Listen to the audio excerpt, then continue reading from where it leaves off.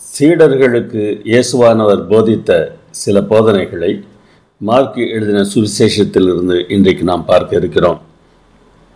இந்த வார பாடத்தில் 12 பகுதிகளை நாம் பார்க்கிறோம். கண் தெரியாத ஒருவனை ஆண்டவர் குணமாக்கினார். அது ஒரு ஊமையாக இருக்கிறது. அதை நாம் தியானிக்கப் போகிறோம். இயேசு யார் என்பதற்கு பேதுரு சொன்ன பதிலை பார்க்க போகிறோம். மேசியாவின் மரணம் பற்றி இயேசுவானவர் சொன்ன போதனையையும் பார்க்க இருக்கிறோம். சீடத்துவத்தில் ஒரு முரண் காணப்படுகிறது. அது என்ன முரண் என்பதை பார்ப்போம். மகிமையின் ராஜ்யம் பற்றிய போதனையும் எலியா வருதல் பற்றிய போதனையும் விசுவாசத்தை வளர்க்கும்படி விசுவாசத்தோடு நாம் அவரிடத்தில் கேட்கலாம் என்பதையும் இந்த வார பாடத்தில் பார்க்க போகிறோம். மீண்டும் மேசியாவின் மரணம் பற்றிய போதனை, வேலைக்காரனே முக்கியமானவன் என்கிற கருத்து, நம்மோடு இருப்பவர்கள் செய்வது மட்டும்தான் ஊழியமா? பிறருக்கு இடரலாக வாழலாமா? பிறருக்கு உதவியாக வாழுதல் எப்படி போன்றவற்றையும் நாம் பார்க்க இருக்கிறோம். இந்த பாடங்களை நாம் படிக்கும்போது கர்த்தர் நமக்கு உதவி செய்யும்படியாக அவரிடத்தில் நாம் ஜெபம் பண்ணுவோம். நாங்கள் நித்திய ஜீவனை பெறுவதற்கு தேவையான எல்லாவற்றையும் எங்களுக்கு தந்து வருகிற அன்புள்ள பரமபிதாவே, இந்த நாளில் நாங்கள் எங்களை உம்முடைய சமூகத்தில் ஒப்படைக்கிறோம். சரியான புரிதல் இல்லாத நிலையில் நாங்கள் இருந்தோம் என்றால் நீர் எங்களிடத்தில் பேசும். நாங்கள் என்ன அறிந்து கொள்ள வேண்டும் என்பதை அறிந்து கொள்ளத்தக்கதாக எங்கள் கண்களை திறந்தரலாம். எங்கள் அருமைநாதர் இயேசு நாமத்தில் வேண்டுகிறோம் பரமபிதாவே, ஆமென். சிலப்பதிகாரத்தில் ஒரு கதை இருக்கிறது. சரியான புரிதல் இல்லாவிட்டால் நாம் என்ன செய்து விடுவோம் என்பதை அந்த கதை நமக்கு காட்டுகிறது. ஒரு பெண் ஒரு கீரி வளர்த்தாள். அந்த கீரி அவர்களிடத்தில் மிகவும் அன்பாக இருந்தது.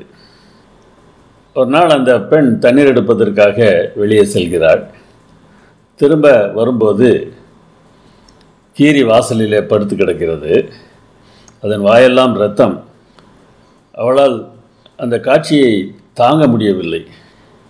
ஏனென்றால் அவளுக்கு சமீபத்தில் பிறந்த குழந்தை ஒன்று இருக்கிறது. இந்த கீரி அந்த குழந்தையை கடித்து கொன்றுவிட்டு வாயெல்லாம் இரத்தத்தோடு வாசலில் காத்திருக்கிறது என்கிற எண்ணம் அவளுக்கு தோன்றியது. உடனே கோபத்தோடு அந்த கீரியை கொன்று விடுகிறாள்.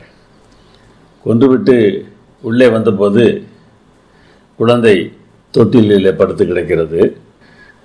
தொட்டிலுக்கு கீழே ஒரு பாம்பு கடிபட்டு இறந்து கிடக்கிறது.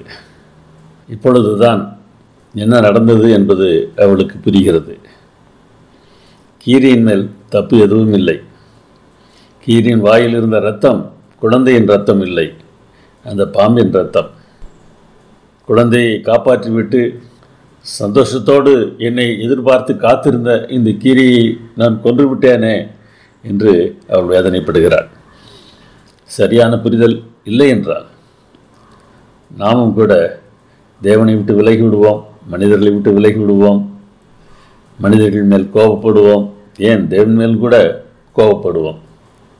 தேவன் நமக்காக செய்ய நினைக்கிற காரியங்கள் என்ன என்பதை புரியாத பட்சத்தில் வேதனையோடு வாழ்ந்து கொண்டிருப்போம். அந்த நிலையை நாம் அடையாமல் இருப்பதற்கு ஆண்டவரிடத்தில் ஜெபத்தோடு வேதாகமத்தை வாசித்து அவர் எப்படிப்பட்டவர் என்பதை புரிந்து கொண்டு எந்த சூழ்நிலையையும் அவர் நல்லவர் என்கிற பார்வையோடு பார்க்க பழகி கொண்டால் எந்த சூழ்நிலையிலும் நாம் சந்தோஷமாக இருக்கலாம். நம்முடைய பார்வை சரியில்லை என்றால் பல சமயங்களிலே நாம் தடுமாறி கீழே விழ வேண்டிய சூழ்நிலை ஏற்படலாம். ஆவிக்குரிய பார்வை தெளிவாக இல்லாவிட்டால் சொல்லப்படுகிற கருத்துக்களை புரிந்து கொள்வது கூட கடினமாகி விடுகிறது. பெத்சாயிதாவில் கண் தெரியாத ஒருவனை இயேசு குணமாக்கின விதம் ஓர் உவமையாக இருக்கிறது. அது வெறும் சம்பவம் இல்லை. அந்த சம்பவத்தின் மூலமாக ஆவிக்குரிய ஒரு போதகத்தை இயேசு அங்கே மறைத்து வைத்திருக்கிறார். பெத்சாயிதா என்கிற ஊர் கலிலேயா கடலின் வடமேற்கு பகுதியில் இருக்கிறது. அதன் அருகில்தான் கப்பர்நகூம் இருக்கிறது. படத்தை பார்த்தால் அந்த பெத்சாயிதா எங்கே இருந்தது என்பதை நாம் அறிந்து கொள்ளலாம். பெத்சாயிதாவுக்கு வந்தபோது கண் தெரியாத ஒருவனை அவரிடத்தில் அழைத்து வருகிறார்கள். அவனை தொடும்படி அவரை வேண்டிக் கொண்டார்கள். ஆனால் உடனே அவர் அதை செய்துவிடவில்லை. குருடனுடைய கையை பிடித்து அவனை கிராமத்துக்கு வெளியே அழைத்து கொண்டு போனார். உடனடியாக அவரால் செயல்பட முடியாதா? செயல்படுவதற்கு அவரிடத்தில் வல்லமை இல்லையா என்று நீங்கள் கேட்டால் அப்படியெல்லாம் இல்லை. அவரிடத்தில் எல்லா வல்லமையும் இருக்கிறது. ஆனால் அப்படி உடனடியாக குணமாக்காமல் அந்த மனிதனை ஊருக்கு வெளியே அழைத்து கொண்டு போகிறார். கால தாமதம் ஆகிறது. கால தாமதம் என்பது நாம் கவலைப்பட வேண்டிய ஒன்று இல்லை என்பதை முதலாவதாக புரிந்து கொள்ள வேண்டும். அவனை அழைத்து கொண்டு போய் அவன் கண்களிலே உமிழ்கிறார். இது கொஞ்சம் கஷ்டமான ஒரு காரியம்தான். இந்த முகத்திலே யாராவது எச்சில் துப்பினால் எப்படி இருக்கும்? அப்படிப்பட்ட ஒன்றை அவனுக்கு அவர் செய்கிறார். சில சமயங்களில் தேவனிடத்தில் ஒன்றை நாம் கேட்கும்போது அது உடனே கிடைக்காமல் அவமானப்படுகிற சூழ்நிலைகள் ஏதேனும் நம்முடைய வாழ்க்கையில் ஏற்படும் என்றால் ஏதோ ஒரு காரணத்திற்காக தேவன் செய்கிறார் என்பதை உணர்ந்து நாம் பொறுமையோடு காத்திருக்க வேண்டும். கண்களில் எச்சிலை துப்பின மாத்திரத்தில் என்னை விட்டுவிடும் ஆண்டவரே என்று அவன் கத்தியிருந்தால் பிரயோஜனம் இருந்திருக்காது. அவர் துப்புதல் என்றல்ல, பல சமயங்களில் பிறர் துப்புதலை அவர் அனுமதிக்கிறதுனால்தான் அவரே செய்வது போல வேதாகமம் நமக்கு சொல்லுகிறது. அவருடைய அனுமதியின்றி எதுவும் நடக்காது. ஆனாலும் அவர் அனுமதித்தார் என்றால் ஏதாவது ஒரு நன்மை நமக்கு இருக்கும். நமக்கு அது தெரியவில்லை, நாம் சரியாக புரிந்து கொள்ளவில்லை. அதனால் இது போன்ற சூழ்நிலைகளில் இந்த தேவன் நல்லவர் என்பதை நாம் மீண்டும் மீண்டுமாக சொல்லியாக வேண்டும். பின்னர் அவன் மேல் கைகளை வைத்து எதையாகிலும் காண்கிறாயா என்று கேட்கிறார். பார்க்கிறேன், மனுஷர் நடக்கிறார்கள், ஆனால் மனுஷராக எனக்கு தெரியவில்லை, மரங்கள் போல காண்கிறேன் என்று சொல்கிறான். நம் கண்ணுக்கு முன்னாக நடக்கிற சம்பவங்களை நாம் சரியாக புரிந்து கொள்ள முடியாத நிலை இருக்கலாம். அப்போது ஆண்டவர் என்ன செய்கிறார்? அவன் கண்களை மறுபடியும் கைகளை வைத்து ஏறிட்டு பார் என்கிறார். அப்பொழுது அவன் சொஸ்தமடைந்து யாவற்றையும் தெளிவாக கண்டான். இப்படி ஊருக்கு வெளியே அழைத்து கொண்டு போய் அவன் கண்களில் துப்பி 2 முறை அவருடைய கண்களிலே கைகளை வைத்து சுகமாக்க வேண்டிய அவசியம் ஆண்டவருக்கு இல்லை. ஆனால் இந்த சம்பவத்தின் மூலமாக அவர் முக்கியமான ஒன்றை கற்றுக் கொடுக்கிறார். நாம் ஆவிக்குரிய குருடர்களாக இருக்கும்போது உடனடியாக எல்லாம் புரிந்து கொள்வதில்லை. புரிந்து கொள்ள முடியாத நிலையில் நம்மை சுற்றிலும் நடக்கிற காரியங்கள் நம்மை அவமானப்படுத்துவதாக கூட நாம் நினைத்துக் கொள்கிறோம். காரணம், நமக்கு கண் தெரியவில்லை, புரிந்து கொள்ள முடியவில்லை. கண்களை தொட்டு சுகமாக்கும் போது அவனுக்கு ஓரளவு தான் தெரிந்தது போல ஆண்டவருடைய உபதேசத்தை கேட்கும்போது நமக்கு ஓரளவு புரிகிறது, முழுவதும் புரியவில்லை. எல்லாரும் ஒரே விதத்தில் புரிந்து கொள்வதில்லை. சிலர் வேகமாக புரிந்து கொள்கிறார்கள், சிலர் தாமதமாக புரிந்து கொள்கிறார்கள். என்னுடைய ஊழிய அனுபவத்தில் சில கருத்துக்களை சிறுவர்கள் புரிந்து கொண்ட வேகத்தில் பெரியவர்கள் புரிந்து கொள்வதில்லை. ஏனென்றால் பெரியவர்களுடைய உள்ளத்தில் ஏற்கனவே தவறான கருத்துக்கள் நிறைந்திருக்கின்றன. அவர்களுக்கு சொல்லும்போது கொஞ்சம்தான் புரிகிறது. மறுபடியும் மறுபடியும் உபதேசிக்க வேண்டியது அவசியமாக இருக்கிறது. அதனால்தான் இந்த சம்பவத்தை ஒரு ஊமையாக தேவன் நமக்கு செய்து காண்பிக்கிறார். இது செயல்முறை ஊமை என்று அழைக்கப்படுகிறது. அதாவது அவர் செய்த செயல் ஓர் ஊமையாக இருக்கிறது.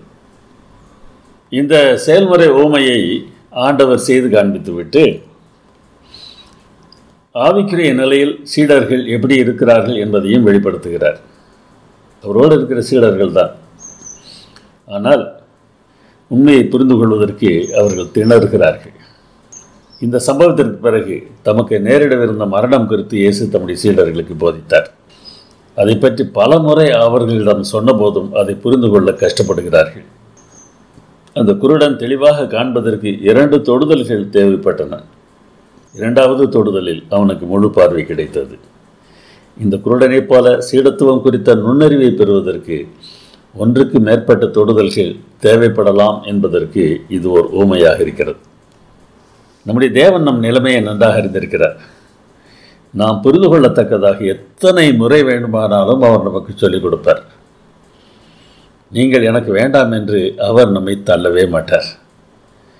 எவ்வளவு அன்பான தேவன் என்பதை பாருங்கள்.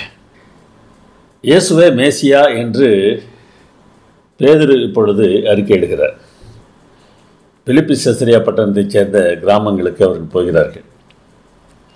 படத்தை பார்த்து பிலிப்பி செசரியா எங்கே இருக்கிறது என்பதை பார்த்து கொள்ளுங்கள். பெத்சாயிதாவுக்கும் வடக்கே இருக்கிறது. போகிற வழியில் சீடரிடத்தில் கேட்கிறார், ஜனங்கள் என்னை யார் என்று சொல்கிறார்கள்? அதற்கு அவர்கள் யோவான் ஸ்நானன் என்று சொல்கிறார்கள், எலியா என்று சொல்கிறார்கள், தீர்க்கதரிசிகளில் ஒருவர் என்று சொல்கிறார்கள்.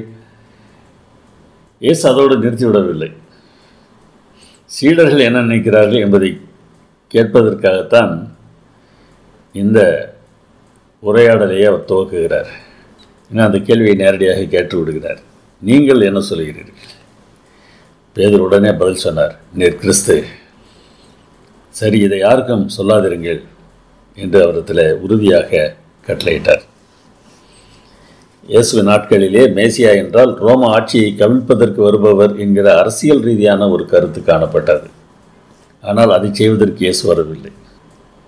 இவர் மேசியா என்று செய்தி பரவினால் இவர் கலகக்காரர், கலகம் செய்து யூதர்களுக்கு விடுதலை வாங்கி தருகிறவர் என்கிற எண்ணம் வந்துவிடும்.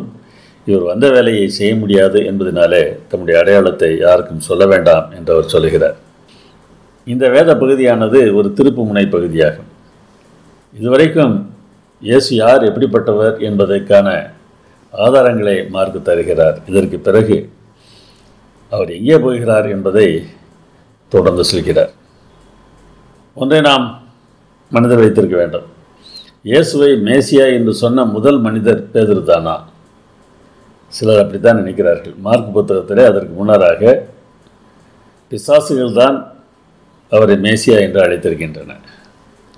ஆனால் யோவான் சுவிசேஷத்தை நாம் பார்க்கும்போது 1ஆம் அதிகாரத்தில் தானே இயேசுவுக்கு இன்னும் சீடர்கள் இல்லாத அந்த சமயத்தில் தானே பேதுருவிடம், அந்திரேயா, நாங்கள் மேசியாவை கண்டோம் என்று சொல்லி இயேசுவிடத்தில் அழைத்து வருகிறார். ஒருவேளை அந்த சமயத்தில் பேதுரு அதை முழுவதும் நம்பாமல் இருந்திருக்கலாம். இப்பொழுது மேசியா என்பதை புரிந்து கொண்டு அவர் பேசுகிறார். இயேசுவை மேசியாவாக ஏற்றுக்கொள்வதற்கு பல தொடுதல்கள் பேதுருவுக்கு அவசியமாக இருந்திருக்கின்றன. முதல் தொடுதல் அந்திரேயா மூலமாக வந்தது. அதற்கு அடுத்த தொடுதல்கள் இயேசுவின் உபதேசத்தையும் அவருடைய செயல்களையும் பார்த்தபோது வந்திருக்க வேண்டும். அதனால்தான் பிதா இதை அவருக்கு வெளிப்படுத்தினார் என்று இயேசு சொல்கிறார். உடனடியாக ஆண்டவரை நாம் ஏற்றுக்கொள்ளாமல் இருந்தால் அதற்காக நாம் அழிந்து போவோம் என்று அர்த்தமில்லை. தேவன் விடமாட்டார். நாம் திருந்துவதற்கு வாய்ப்பு இருக்கும் வரை அவர் போராடி கொண்டே இருப்பார். நம்மேல் அவ்வளவு அன்பு அவர் வைத்திருக்கிறார். சீடர்களும் யூதர்களும் புரிந்து கொள்ள முடியாமல் இருந்த ஒன்றை இவர்களால் தீண்டத்தகாதவர்கள் என்று கருதப்பட்ட சமாரியர்கள் புரிந்து கொண்டார்கள். அதை யோவான் 4:42 பார்க்கிறோம். சீகார் என்கிற ஊரை சேர்ந்த சமாரியர்கள் இவர் உலக இரட்சகராகிய மேசியா என்று சொல்கிறார்கள். யூதர்கள் தங்களை மாத்திரம் ரட்சிக்கப் போகிற ஒரு மேசியாவை எதிர்பார்த்து காத்திருந்தார்கள். சமாரியர்கள் அவரை உலக இரட்சகர் என்று புரிந்து கொண்டார்கள். இந்த வெளிப்பாட்டிற்கு பிறகு சிலுவைக்கு செல்வதை பற்றி அவர் பேசுகிறார்.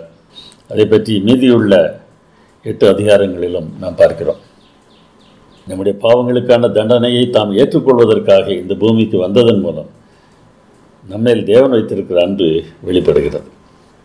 ஒரு மனிதன் இயேசுவுக்கு சீடராக மாற வேண்டும் என்றால் அவர் நம்மை இலவசமாக ஏற்றுக்கொள்கிற போதிலும் நாம் சில காரியங்களை விட்டுவிட வேண்டியது அவசியமாக இருக்கிறது. அப்பொழுதுதான் அவர் விரும்புகிற ரட்சிப்பு நமக்கு கிடைக்கக்கூடியதாக இருக்கிறது. சீடர்களாக வாழும்போது எல்லோரையும் போல நாம் வாழ்ந்துவிட முடிவது இல்லை. விலை கொடுக்க வேண்டியது அவசியமாகத்தான் இருக்கிறது. அதை பற்றி சொல்வதற்கு முன்னராக நம்மை அவருடைய சீடர்களாக மாற்றிக்கொள்வதற்காக அவர் என்ன செய்திருக்கிறார் என்பதை சொல்லுகிறார். ஆம், இயேசு கிறிஸ்து இந்த உலகத்திற்கு வந்து நம்முடைய பாவங்களுக்கான தண்டனையை தன்மேல் ஏற்றுக்கொண்டு நமக்காக மரித்தார். இதை பற்றி இயேசு இப்பொழுது உபதேசிக்க ஆரம்பிக்கிறார். மனுஷகுமாரன் பல பாடுகளை பட வேண்டியது இருக்கும்.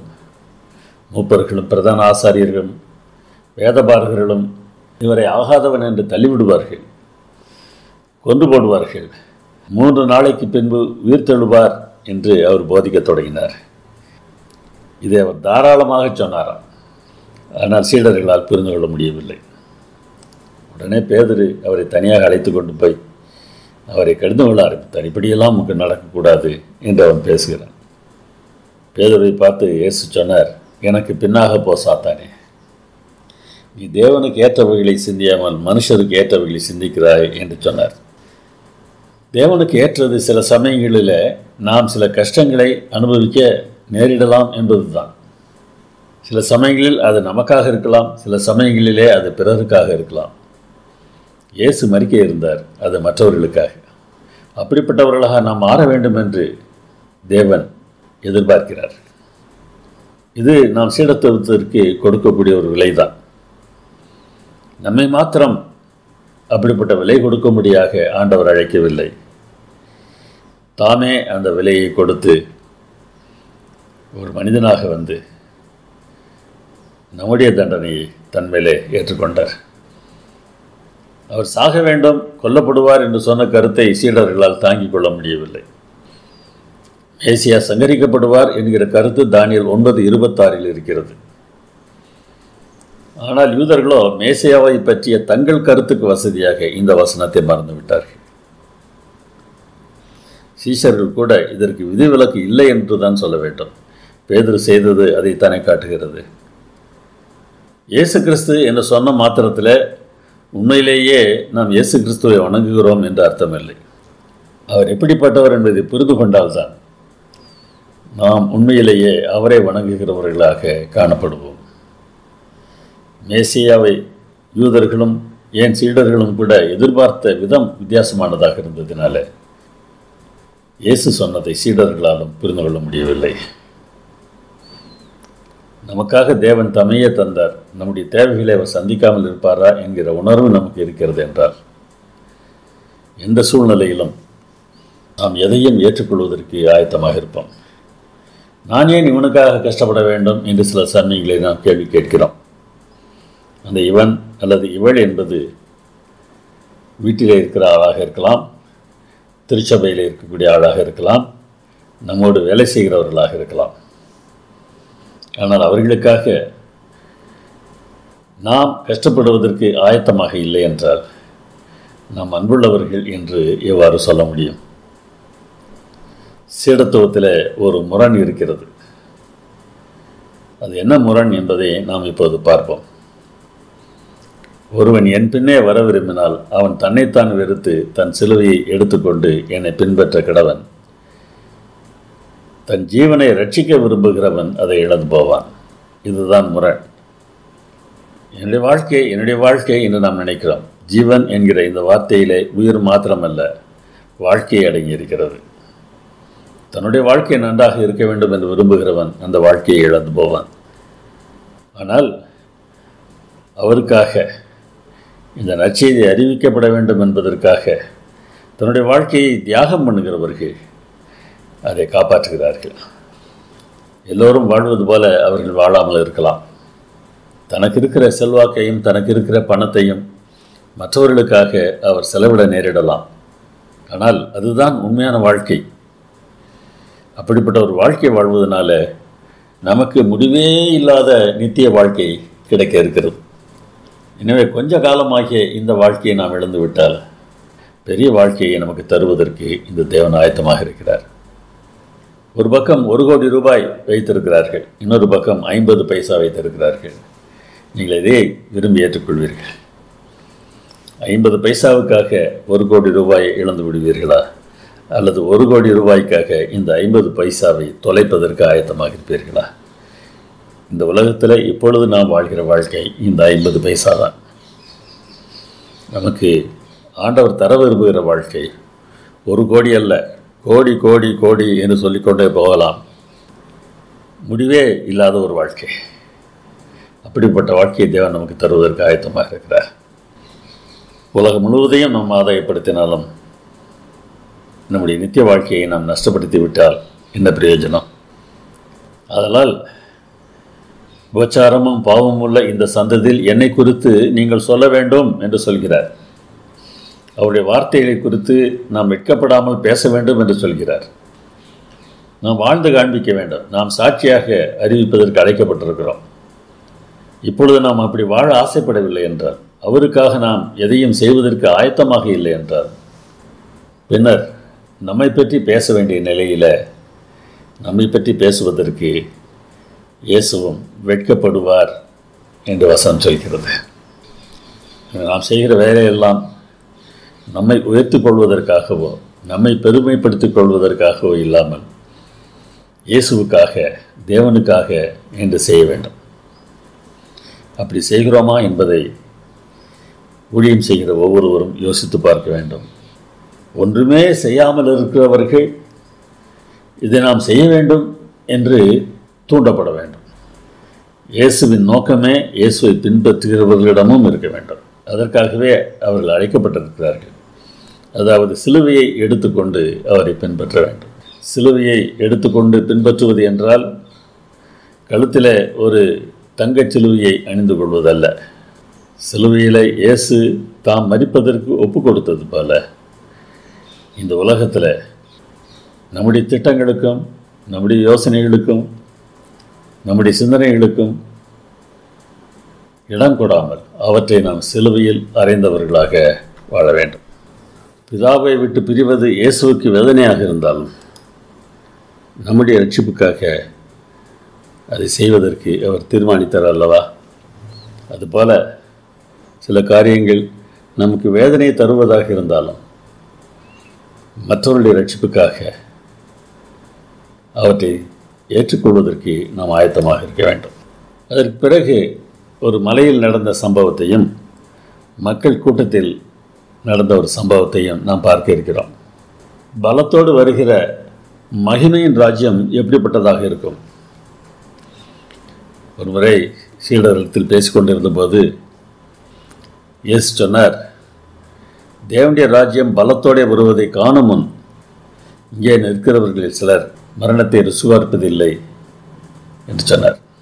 தேவனுடைய ராஜ்யம் வந்துவிட்டால், அது பலத்தோடு வருகிற மகிமையின் ராஜ்யம் வந்துவிட்டால், அதற்கு பிறகு யாவரும் சாக மாட்டார்களே, தேவனுடைய பிள்ளைகள் நித்திய காலமாக வாழ்வார்களே. அப்படியானால் இங்கே என்ன சொல்ல வருகிறார்? தேவனுடைய மகிமையின் ராஜ்யம் எப்படிப்பட்டது என்பதை சிலர் சாவதற்கு முன்பாக பார்ப்பார்கள் என்று சொன்னார். ஒரே வாரத்தில் அது நடந்தது. பேதுரு, யாக்கோபு, யோவானை அவர் அழைத்து கொண்டு ஒரு மலையின் உச்சிக்கு சென்றார். இந்த முன்னறிவிப்பு அங்கே நிறைவேறியது. அங்கே அவர்களுக்கு முன்பாக பரலோக ராஜ்யத்தின் மகிமை கோப்பாக அவர் மறுரூபமானார். அங்கே அவருடைய வஸ்திரம் உறைந்த மழையைப் போல வெண்மையாக இருந்தது. பூமியில் யாராலும் அந்த அளவிற்கு வெண்மையாக துணியை துவைக்க முடியாது என்று மார்க் எழுதியிருக்கிறார். அப்பொழுது மோசேயும் எலியாவும் அவரோடு பேசுகிறவர்களாக காணப்பட்டார்கள். மகிமையின் ராஜ்யம் இப்படிப்பட்டதாகத்தான் இருக்கப் போகிறது. அங்கே நாம் தேவனை பார்ப்போம். மரித்து உயிரோடு எழுந்த மோசேயைப் போல இயேசு வருவதற்கு முன்பாக மரித்த அநேகர் அங்கே இருப்பார்கள். சாகாமல் மறுரூபமான எலியாவைப் போல இயேசு வரும்போது ஏற்கனவே சாகாமல் இருக்கிற பரிசுத்தவான்கள் மறுரூபமாவார்கள். என்ன நடக்கப் போகிறது என்கிற காட்சியை இந்த 3 பேரும் பார்த்தார்கள். அப்பொழுது ஆண்டவருடைய சத்தம் வானத்திலிருந்து கேட்டது. இவர் என்னுடைய நேசகுமாரன், இவருக்கு செவி கொடுங்கள் என்கிற சத்தம் மேகத்திலிருந்து உண்டாயிற்று. அவர்கள் மலையிலிருந்து இறங்கி வந்தபோது, மனுஷகுமாரன் மரித்தோரிலிருந்து எழுந்திருக்கும் வரைக்கும் நீங்கள் கண்டவைகளை ஒருவருக்கும் சொல்ல வேண்டாம் என்று கட்டளையிட்டார். மரித்தோரிலிருந்து எழுதல் என்பது நடக்கும் என்பதை தெளிவாக அவர்களுக்கு காண்பித்து, நான் சொல்கிறதை நீங்கள் நம்புங்க, நான் இறப்பேன், ஆனாலும் மரித்தோரிலிருந்து எழும்புவேன் என்று அவர் சொன்ன போதிலும் கூட இயேசு மரித்தபோது வருத்தத்தோடு தான் அவர்கள் இருந்தார்கள். அவர் சொன்ன வார்த்தைகளை நம்பியிருந்தால் இந்த வருத்தமெல்லாம் இல்லாமல் போயிருக்கும் அல்லவா?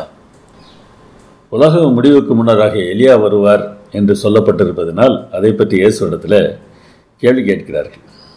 அதற்கு முன்னராக மரித்தோரிலிருந்து எழுந்திருப்பது என்றால் என்ன என்று ஒருவரிடத்தில் ஒருவர் விசாரித்து பேசிக்கொண்டார்களாம். அதன் அர்த்தம் என்ன என்று இயேசுவிடத்தில் கேட்க துணியவில்லை. இதில் புரிந்து கொள்வதற்கு என்ன கஷ்டம் இருந்தது என்று நாம் இப்பொழுது நினைக்கலாம். ஆனால் புரிந்து கொள்வதற்கு சீஷர்களுக்கு கஷ்டமாக இருந்தது என்பது நமக்கு ஒன்றை புரிய வைக்க வேண்டும். எல்லாவற்றையும் நாம் உடனடியாக விளங்கிக் கொள்வது இல்லை, புரிந்து கொள்வது இல்லை. ஏன்னா அந்த கேள்வியை கேட்காமல் எலியா முந்தி வர வேண்டும் என்று வேதபாரகர் சொல்லுகிறார்களே, அது எப்படி என்று கேட்கிறார்கள். அது சரிதான், எலியா வந்தாயிற்று. மறுபடியும் அவர் சொல்ல பார்க்கிறார்.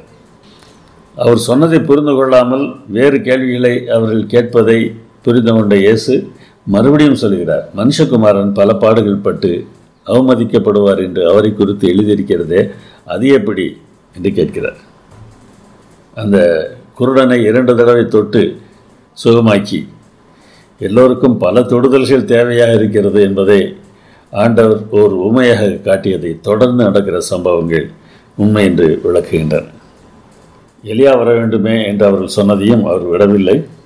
எலியா வந்தாயிற்று, அவனை குறித்து எழுதியிருக்கிற பிரகாரம் தங்களுக்கு இஷ்டமானபடி அவனுக்கு செய்தார்கள் என்று அவர் சொல்கிறார். எலியாவின் ஆவியும் பலமும் உடையவராக யோவான் ஸ்நானன் ஊழியம் செய்தார். அதன் மூலம் எலியா வருவார் என்கிற தீர்க்க தரிசனம் நிறைவேறியது என்று இயேசு சொன்னார். இயேசுவின் 1ஆம் வருகைக்கு முன்பு எலியாவாக யோவான் ஸ்நானன் செயல்பட்டது போல இந்த கடைசி நாட்களில் அவருடைய 2ஆம் வருகைக்கு முன்னதாக உலக மக்களை ரட்சிப்பதற்காக தேவன் நம்மை எழுப்பியுள்ளார். அந்த ஊழியத்தை நாம் சரியாக செய்வோமா? இப்படி பேசிக்கொண்டு கீழே வருகிறார்கள். மலை இடிவாரத்தில் ஒரு சம்பவம் நிகழ்கிறது. ஒரு மனிதனுடைய மகன் பிசாசு பிடித்து துன்பப்பட்டு வந்திருக்கிறான். அவனை இயேசுவிடத்தில் அழைத்து வருவதற்காக அந்த தகப்பன் அழைத்து வருகிறார். இயேசு அங்கே இல்லை. அவருடைய சீடத்தில் துரத்தி விடும்படி கேட்கிறார்கள். ஆனால் அவர்களால் முடியாமல் போய்விட்டது. இயேசுக்கு அது வேதனையாக இருக்கிறது. விசுவாசம் இல்லாத சந்ததியே என்று அவர்களை அழைக்கிறார். ஏன் அவர்களால் ஒன்றும் செய்ய முடியவில்லை? தங்களுக்கு இருக்கிற அழைப்பு எவ்வளவு பெரியது என்பதை மறந்துவிட்டு ஒருவரோடு ஒருவர் சண்டை போட்டு கொண்டிருந்தார்கள். யார் பெரியவன் என்கிற கேள்வி அவர்களுக்கு முக்கியமான கேள்வியாக இருந்தது. இன்றைக்கும் அதே பிசாசு தானே நம்மையும் பிடித்தாட்டுகிறது. ஒரு சிறு சபையை எடுத்துக்கொண்டால் அங்கே யார் பெரியவன் என்கிற போராட்டம் இருக்கிறது. 2 பேர் தான் இருப்பார்கள். அந்த 2 பேரில் யார் பெரியவன் என்பது தான் போட்டி. ஏன் அந்த சபை 2 பேரோடு நிற்கிறது என்றால் பிரச்சனை இதுதான். அந்த 2 பேரும் தங்களுக்குள்ளே யார் பெரியவன் என்று போட்டி போடுவதனால்தான் அந்த சபை வளராமல் இருக்கிறது. இன்னும் அநேகர் இருந்தால் போட்டியும் அநேகம். இயேசு அந்த வேதனையோடு கூட அவனை இடத்தில் கொண்டு வாருங்கள் என்று சொல்கிறார். அவன் கேட்கிறான், நீர் ஏதாகிலும் செய்யக்கூடுமானால் எங்கள் மேல் மனதறிங்கி எங்களுக்கு உதவி செய்ய வேண்டும் என்று கெஞ்சுகிறான். உடனே நீ விசுவாசிக்க கூடுமானால் ஆகும், விசுவாசிக்கிறவனுக்கு எல்லாம் கூடும் என்று சொல்கிறார். விசுவாசம் என்பது நாம நினைத்து கொள்கிற ஒன்று அல்ல, தேவன் சொல்லுகிற வார்த்தையை நம்புவதாகும். என்னால் முடியும் என்று நீ நம்புகிறாயா என்று கேட்கிறார். அப்பொழுது அந்த தகப்பன் சொல்கிறான், ஆண்டவரே, என் அவிசுவாசம் நீங்கும்படி உதவி செய்யும். அவன் கேட்கிற கேள்வியை பாருங்கள். நீர் செய்யும் என்று கேட்கவில்லை. உம்மால் ஏதாகிலும் செய்ய முடியும் என்றால் இந்த உதவியை செய்யும். சந்தேகமான அந்த வார்த்தைகளை பார்த்து தான் ஆண்டவர் விசுவாசம் இருந்தால் நடக்கும் என்று சொல்கிறார். என்னுடைய அவிசுவாசம் நீங்கும்படி நீர் உதவி செய்யும் என்று அவன் அழைகிறான். ஆம், சில சமயங்களில் தேவனை நம்ப வேண்டிய பிரகாரம் நம்மால் நம்ப முடியவில்லை என்றால் அந்த நம்பிக்கையை தரும்படியாக நாம் அவரிடத்தில் கேட்கலாம் அல்லவா? இது ஒரு நல்ல உமை சம்பவம் தானே. இது பார்க்கும்போதெல்லாம் என்னுடைய விசுவாச குறைச்சலின் நாட்களில் தேவனிடத்தில் ஆண்டவரை உம்மை நம்புவதற்கு எனக்கு உதவி செய்யும் என்று நான் ஜெபித்திருக்கிறேன். தேவன் எனக்கு உதவி செய்திருக்கிறார். தன்னிடத்தில் விசுவாச குறைச்சல் இருக்கிறது என்பதை புரிந்து கொண்ட அந்த தகப்பன் அதை சரிப்படுத்துமாறு இயேசுவிடமே கேட்கிறான். தங்களுடைய தேவைகளை உணர்ந்து தேவனிடம் வருகிற மக்களை அவர் புறம்பே தள்ளுவதே இல்லை. அவருடைய தேவைகள் எல்லாவற்றையும் நிறைவேற்றுகிறார். அந்த நம்பிக்கை நமக்கு இருக்க வேண்டும். இந்த நல்லவரை விட்டு நாம் விலக வேண்டிய அவசியம் இல்லவே இல்லை. இங்கே சொல்லுவோமா, தேவன் நல்லவர். எல்லா காலங்களிலும் எல்லா சூழ்நிலைகளிலும் என்ன நேரிட்டாலும் தேவன் நல்லவர். நான் அதற்கு சாட்சி. யார் பெரியவன் என்கிற போட்டி எல்லா காலங்களிலும் நடந்து வருகிறது. தன்னை பெரியவனாக்க முயன்ற சாத்தானை பின்பற்றுகிறவர்கள் இந்த பூமியிலும் தங்களை பெரியவர்களாக பார்ப்பதற்கு விரும்புகிறார்கள். ஆனால் யார் பெரியவன் என்கிற எண்ணம் எப்பொழுது நம்மை விட்டு விலகும் என்பதை இயேசு பலமுறை சொல்லியிருக்கிறார். நான் சாவதற்கு வந்திருக்கிறேன் என்று சொல்கிறார். மீண்டும் தம்முடைய மரணத்தை அவர் விளக்குகிறார். மனுஷகுமாரன் மனுஷர் கைகளில் ஒப்பு கொடுக்கப்படுவார், அவரை கொன்று போடுவார்கள், 3ஆம் நாளிலே உயிர்த்தெழுவார் என்று மறுபடியுமாக சீஷர்களுக்கு அவர் உபதேசம் பண்ணினார். அவர்களோ அந்த வார்த்தையை அறிந்து கொள்ளவில்லை. அதை குறித்து அவரை கேட்கவும் பயந்தார்கள். எனக்கு புரியவில்லை என்று கேட்டால் எந்த நல்ல போதகரும் அவர்களை கடிந்து கொள்ள மாட்டார்கள். புரிய வைப்பதற்கு அவர் முயற்சி செய்வார்கள். இயேசு அன்பானவராயிற்ற அவர்கள் பயந்திருக்க வேண்டிய அவசியம் இல்லை. தெளிவான வார்த்தைகளினாலே எளிமையாக அவர் சொன்ன போதிலும் கூட சீஷர்களால் இயேசு சொன்னதை புரிந்து கொள்ள முடியவில்லை. அதற்கு காரணம் மேசியாவை பற்றிய தவறான அவர்களுடைய எண்ணம். நம்முடைய உள்ளத்தில் தவறான கருத்து இருந்ததென்றால் என்ன நடக்கும் என்பதை இங்கே நாம் பார்க்கிறோம். நம்முடைய தவறான புரிந்து கொள்ளுதலினால் தேவனை முழுவதுமாக அறிந்து கொள்ள முடியவில்லை என்றாலும் தேவன் அதற்காக நம்மை தள்ளிவிடுவதில்லை என்பதையும் இங்கே பார்க்கிறோம். சீஷர்களிடம் இயேசு எவ்வளவு பொறுமையாக நடந்து கொண்டார் என்பதை பார்க்கிறோம். இங்கே இயேசுவின் மரணத்தையும் அவர் வந்த நோக்கத்தையும் புரிந்து கொள்வதை விட தாங்கள் பெரியவர்கள் என்கிற வாக்குவாதம் தான் முக்கியமானதாக இருந்தது. இயேசு என்ன அறிவுரை கொடுத்தார் பாருங்கள். வருகிற வழியிலே ஏதோ குறித்து தர்க்கித்து கொண்டு வந்தீர்களே என்ன என்று கேட்கிறார். வருகிற வழியிலே யார் பெரியவன் என்பதைத்தான் பேசிக்கொண்டு வந்தார்கள். அப்பொழுது இயேசு 12 அழைத்து சொல்கிறார், எவனாகிலும் முதல்வனாய் இருக்க விரும்பினால் அவன் எல்லாருக்கும் கடையானவனும் எல்லாருக்கும் ஊழியக்காரனுமாய் இருக்க கடவன். தன்னை பற்றி பெரிதாக நினைக்கக்கூடாது. எல்லோரையும் விட நான் கடைசியானவன் என்று நினைக்க வேண்டும். ஊழியக்காரன் என்றால் இப்பொழுது போதகன் என்ற அர்த்தத்தை மக்கள் வைத்திருக்கிறார்கள். இங்கே வேதாகமத்தில் ஊழியக்காரன் என்பது வேலைக்காரனாகிய ஒரு அடிமையை சுட்டி காட்டுகிறது. எல்லோருக்கும் நீ கடைசியானவனாக இருக்க வேண்டும், எல்லோருக்கும் நீ அடிமையாக இருக்க வேண்டும் என்று சொல்கிறார். நம்மால் இருக்க முடிகிறதா என்று யோசித்து பாருங்கள். சொன்ன கருத்தை வலியுறுத்துவதற்காக இயேசு என்ன செய்தார் தெரியுமா?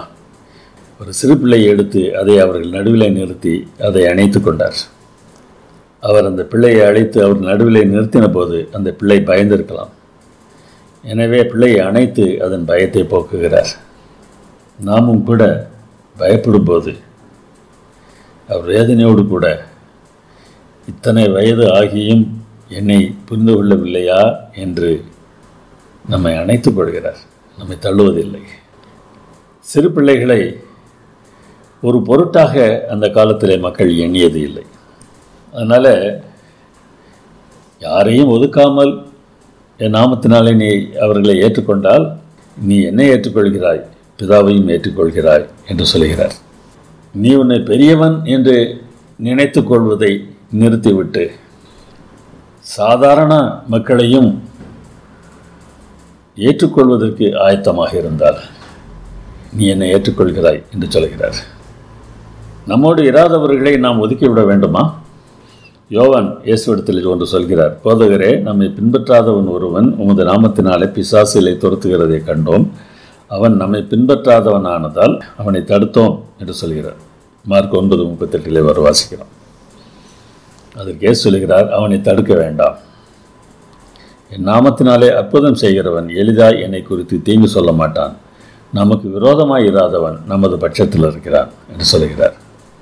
எனவே இயேசுவுக்கு விரோதமாக பேசாமல் இயேசுவை பற்றி பேசுகிறவர்கள் தள்ளப்படத்தக்கவர்கள் அல்லர். அவரை குறித்து அவன் எளிதாக தீங்கு சொல்ல மாட்டான். அவனுக்கு புரிதல் அவசியமாக இருக்கலாம். எல்லாவற்றையும் அவன் விளங்கிக் கொள்ளாமல் இருக்கலாம். நாம் செய்ய வேண்டியதெல்லாம் அவர்களுக்கு அந்த புரிதலை கொடுக்க வேண்டும். அப்படி நாம் செய்ய தவறினால் நாமே தேவனை புரிந்து கொள்ளாதவர்களாகத்தான் இருக்கிறோம். திருச்சபையிலும் சரி, வெளியேயும் சரி, நம்மை பின்பற்றாதவர்களை நாம் தடுக்கக்கூடாது. நாம் வைத்துக் கொள்கிறோம் அல்லவா, இவன் எனக்குரிய ஆள், இவன் எனக்கு விரோதமானவன் என்றெல்லாம் நாம் பிரித்து வைத்திருக்கிறோம் அல்லவா. அது எவ்வளோ மோசமானது என்பதை நாம் உணரத் தவறினால் நம்முடைய ரட்சிப்பை இழந்து போவதற்கான வாய்ப்பு இருக்கிறது என்பதை நாம் மறந்துவிடக்கூடாது. அவர்கள் ஊழியம் செய்வதை தேவன் தடுக்கவில்லை. நாம் யார் அதை தடுப்பதற்கு? கிறிஸ்துவை பின்பற்றுகிறவர்களுக்கு நாம் உதவி செய்தால் தேவன் நமக்கு என்ன செய்வார் தெரியுமா? ஒரு கலசம் தண்ணீர் கொடுத்தால் போதும், அதற்குரிய பலனை நான் தருவேன் என்று சொல்கிறார். தேவனுடைய ஊழியக்காரர்களை மதித்து அவர்களுக்கு உதவி செய்ய வேண்டிய பணியை நாம் செய்ய வேண்டியது மிகவும் அவசியமான ஒன்றாகும்.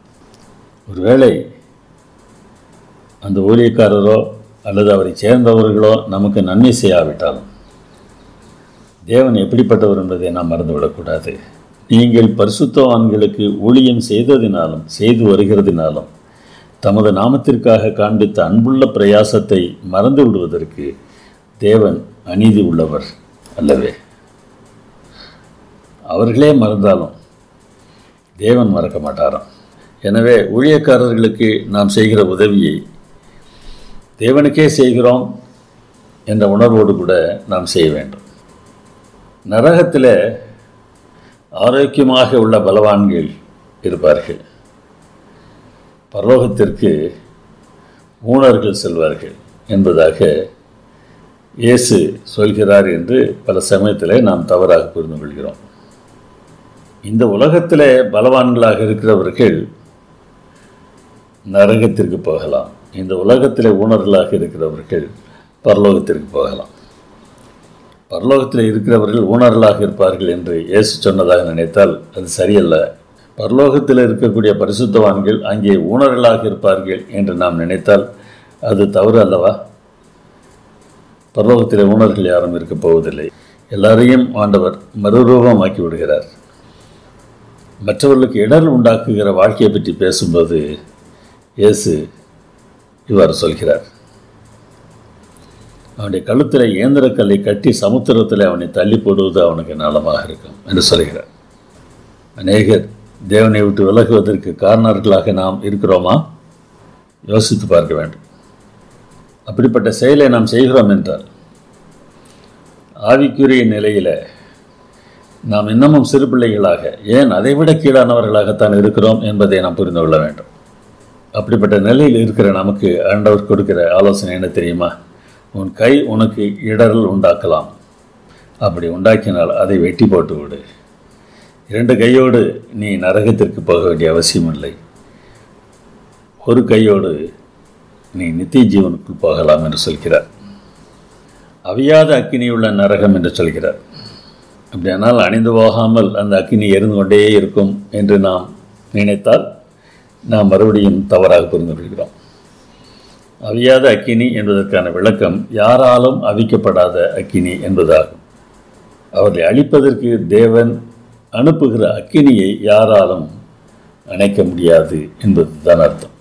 அங்கே அவர்கள் புழு சாவாமலும் அக்கினி அவியாமலும் இருக்கும் என்றும் சொன்னார். அவர்கள் புழு என்றால் அவர்களை தின்கிற புழு. அவர்கள் அக்கினி என்றால் அவர்களை எரிக்கிற அக்கினி. நீங்கள் நல்லவர்களாக இருக்கிறீர்கள், உங்களுக்கு முன்னதாக அக்கினி எரிந்து கொண்டு இருக்கிறது, அதில் நீங்கள் விரும்பின ஒருவர் இங்கே இருக்கிறார். உங்களால் அந்த அக்கினியை அழிக்க முடியாது, அந்த புழுவை கொல்ல முடியாது. தங்களுடைய வேலையை செய்து முடிக்கும் வரைக்கும் அவை இல்லாமல் போகப் போவதில்லை. பரலோகத்திற்கு செல்கிற நீதிமான்கள் ஒரு கையோ ஒரு காலோ ஒரு கண்ணோ இல்லாதவர்களாக இருப்பார்களா? நரகத்திற்கு செல்கிறவர்கள் 2 கைகளோடும் 2 கால்களோடும் 2 கண்களோடும் ஆரோக்கியமுள்ள பலவான்களாக இருப்பார்களா? சொல்ல வருகிற கருத்தை முக்கியப்படுத்துவதற்காக சற்று மிகைப்படுத்தி பேசுவதை உயர்வு நவிர்ச்சி அணி என்று சொல்வார்கள். இயேசு அப்படித்தான் பேசுகிறார், கொஞ்சம் மிகைப்படுத்தி பேசுகிறார். தாம் சொல்ல வந்த கருத்தை அவர்கள் உணர்ந்து கொள்வதற்காக இந்த மிகைப்படுத்துதல் அவசியமாக இருக்கிறது. மொழி நடையில் இது போன்ற காரியங்கள் இருப்பதை நான் அறிந்திருக்க வேண்டும். எது முக்கியம் என்பதை நமக்கு உணர்த்துவதற்காக நம் தேவன் எப்படியெல்லாம் பேசுகிறார் என்று பாருங்கள். எப்படியாகலும் என்னுடைய பிள்ளை என்னை புரிந்து கொள்ள மாட்டானா என்பதுதான் தேவனுடைய ஏக்கமாக இருக்கிறது. உப்பு நல்லது தான், உப்பு சாரமற்று போனால் அதற்கு எதனாலே சாரம் உண்டாக்குவீர்கள் என்று கேட்கிறார். அதாவது ரொட்டியை சுடுவதற்கு வீடுகளில் அடுப்பு வைத்திருப்பார்கள்.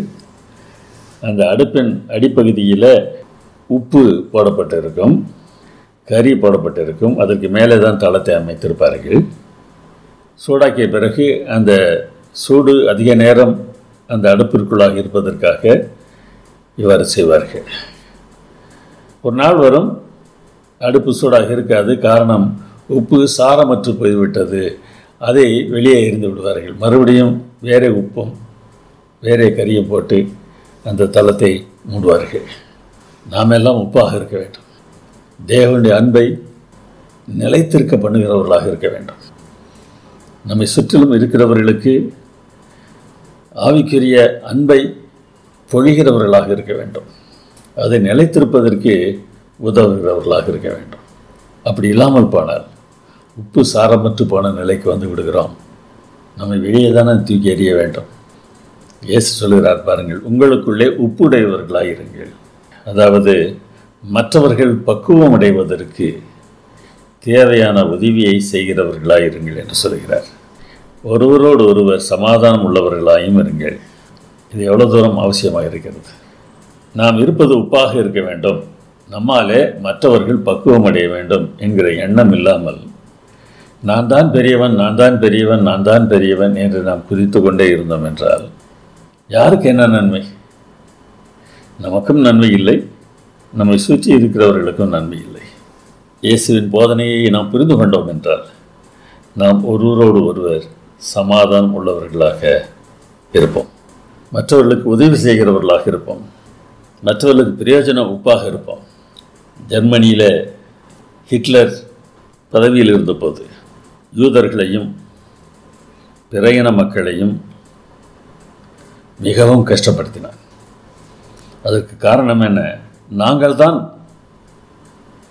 நல்ல கலாச்சாரத்தை உடையவர்கள், நாங்கள் தான் சிறந்த கலாச்சாரத்தை உடையவர்கள், எங்களுடைய கலாச்சாரம் தவிர மற்றெல்லாம் அழிக்கப்பட வேண்டும் என்று நினைத்து செயல்பட்டார்.